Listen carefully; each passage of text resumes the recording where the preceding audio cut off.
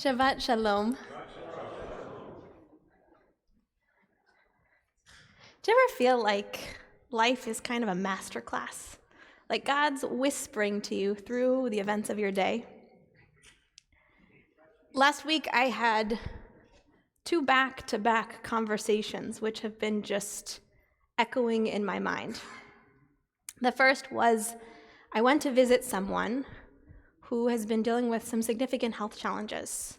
He's living in an assisted living facility and doing the work of life review. When I got there, had to find someone to find him, to wheel him to where we could talk, and learned that he spends his days largely doing what is provided. He's wheeled someplace, he's given what they serve to eat. He doesn't have a lot of agency. That's the scope of his life is shrinking. So I asked him, "How are you?" And he said to me with a big smile, "I am just so lucky." And I said, "You're so lucky. Tell me more. Tell me about being so lucky." And what he said was just so fascinating. He started off with a story of generational trauma. He talked about his family, how his mother just knew they had to get out of Poland, how she got the whole family out, how they lost the rest of their family in the Holocaust. He talked about losing his father at an early age. He talked about his brother who desperately wanted his mother to remarry and her remarrying someone who turned out to be abusive. And he kept telling me these stories, and I was thinking, I don't get it. I'm so lucky, but I keep hearing these stories. And then he told me some beautiful parts of his life, meeting his beloved, building a family, growing his life. And then he told me stories of challenge, of watching children struggle, and of this chapter of health challenges. But through it all, he kept finding these pieces to pull out and kept saying to me, "I am just so lucky." So we had a lovely visit. We prayed, we talked, I left. I'm on my way to my car and I get a call from a young adult, which never happens. And the young adult says to me, "Rabbi, I just need to talk to you. I am just so unlucky." Tell me more. How do you feel so unlucky? I have a job, but it's just a job. It's just a job. It's something that I can do to fill the time. I have this apartment. It's not the best apartment that I could have. I was in a relationship, but I'm not in a relationship anymore, and I don't know how I'm going to find my partner, and I just don't know where my life is going, and I'm just feeling so anxious and so depressed. I'm feeling so unlucky. And the juxtaposition of these 2 conversations, I couldn't stop thinking about it. How is it that these 2 people have such profoundly different interpretations of their lives?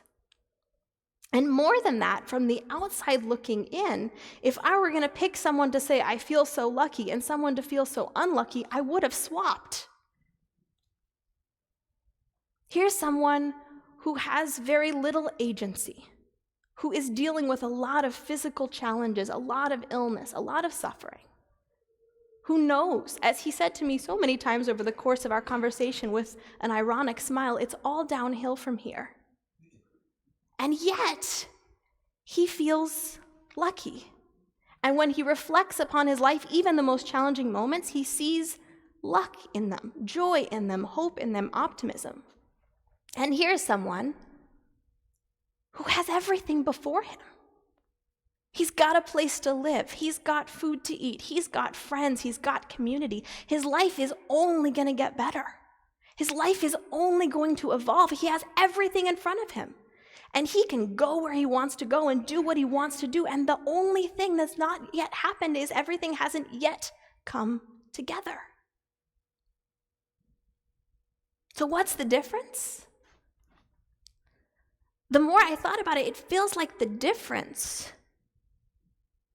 is not about what is. The difference is about what someone perceives as uncertain. The more perceived uncertainty there is, the more challenging it feels. Now that's something we know all the time. Researchers have done study after study. They've shown that the older you get, the happier you become. That the more you know about your life, the more easy it is to find joy and blessing in your life. But it still doesn't quite make that much sense. I was talking with my dad about this paradox, that you can be happier knowing that your life is about to come to a close than wondering how you're going to build your life. And he mentioned to me this fascinating study. It's a study that has just the best title ever. It's called Happily Hopeless: Adaptation to a Permanent, but Not to a Temporary Disability. So let me tell you about this study. It was a study they performed on colostomy patients. Now, for those of you who know, colostomy procedure is something that can be sometimes reversible and sometimes irreversible. The procedure is done to place a hole in the abdomen, and after the procedure, you have an ostomy bag that you wear to collect waste. So they wanted to know what would be the difference in patients' mental health after the surgery. And would there be a difference between patients who had a reversible or an irreversible colostomy procedure? Now you might think, why do a study? Obviously, the people who know that they have a potentially reversible ostomy bag will be much happier than the people who know that forever, the rest of their lives, they're going to be wearing that ostomy bag. But in fact, the result of the experiment was exactly the opposite.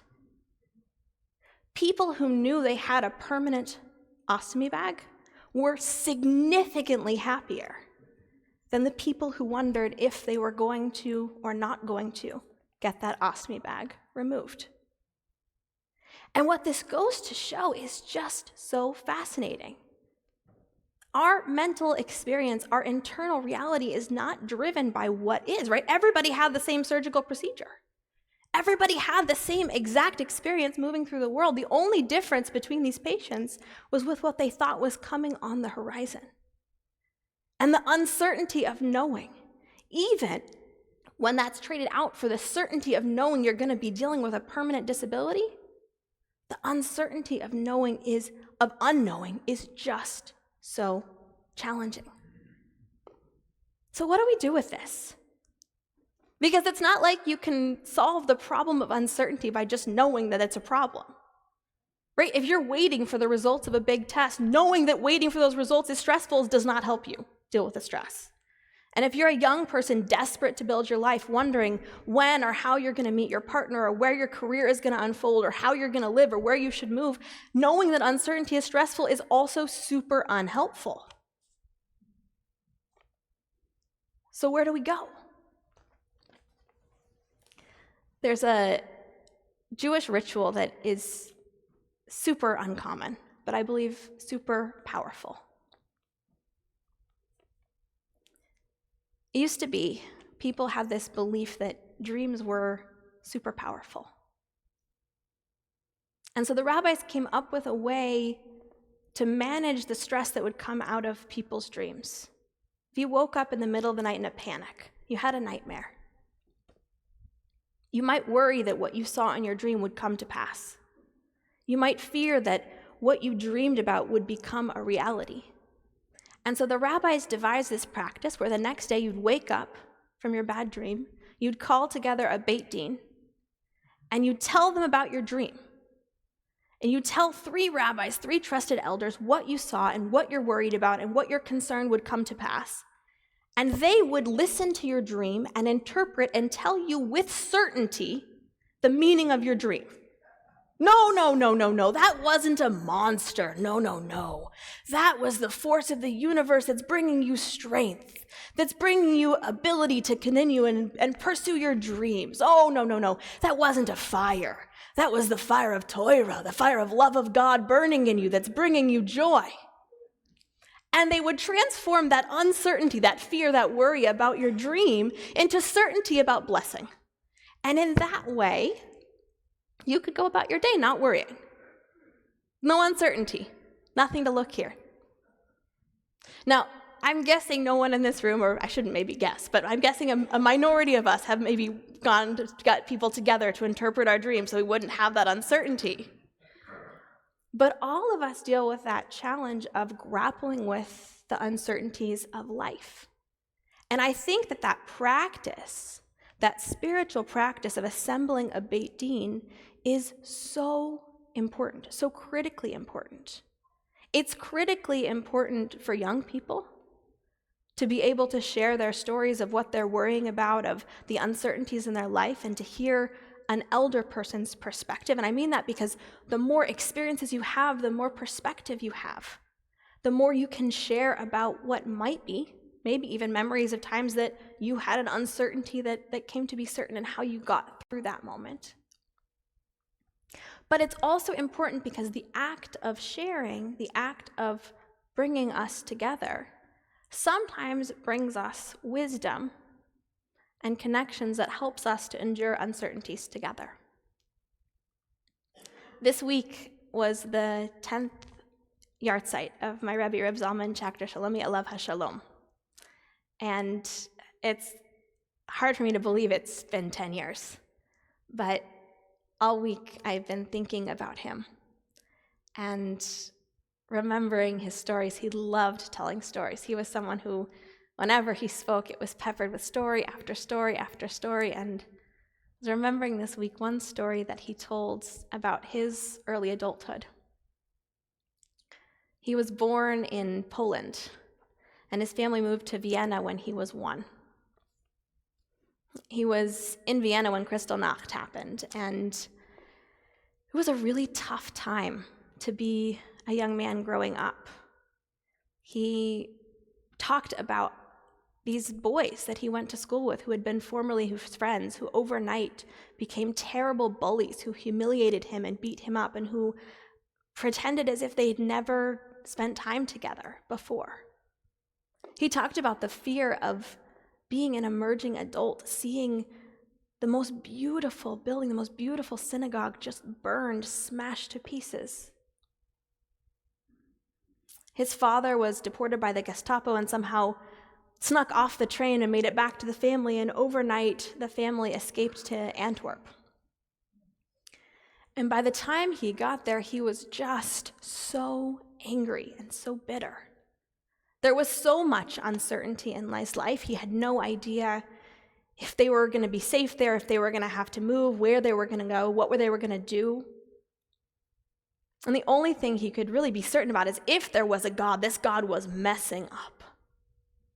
And so he went to the Orthodox Stiebel, where all the Orthodox Jews hung out in Antwerp. And he stood by the door listening. And the teacher was giving this lecture about the blessings of the world to come.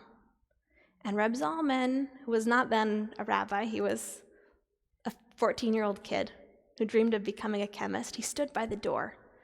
And finally he interrupted and he said, "That's Narishkeit, all pie in the sky, hooey, opium for the masses."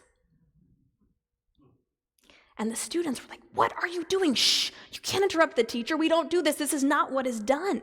And they tried to quiet him, but he just kept going and going, railing. And the teacher stopped the other students in the class from interrupting him and invited him instead to go on and asked him questions and asked him to share his thoughts and his feelings and his worries. And Reb Zalman went on and on and on, and he shared his worries and his concerns and his fears and his feelings until he was totally spent, had nothing more to say. And in that moment, the teacher said, "Would you like to hear from someone who agrees with you?" And he pulled down a copy of Sanhedrin, and they read together commentaries and teachings that affirmed his fears, his pain, his worries, and gave him new perspective. Reb Zalman did not end up becoming a chemist. That moment transformed his life, and he made his life about deeply listening to people, hearing their pain and their worries, and bringing them an expression and experience of Judaism that could meet them where they were and help them to embrace the challenges of their time. Now, we're not all Reb Zalman But all of us have the ability to do the work that he did, this work of meeting our uncertainties with love and with presence. All of us have the ability to be a listening ear for someone who's in the thick of it, to say, tell me more. Let me hear more about your life, and to share wisdom and perspective. All of us have the ability to tell stories and come together. The hope is someday we'll be able to dream together, to speak together, to share together, to get to the kind of place where when someone asks how you're doing, how's life, you can say, despite all the uncertainty, despite all the unknowns, I just feel so lucky.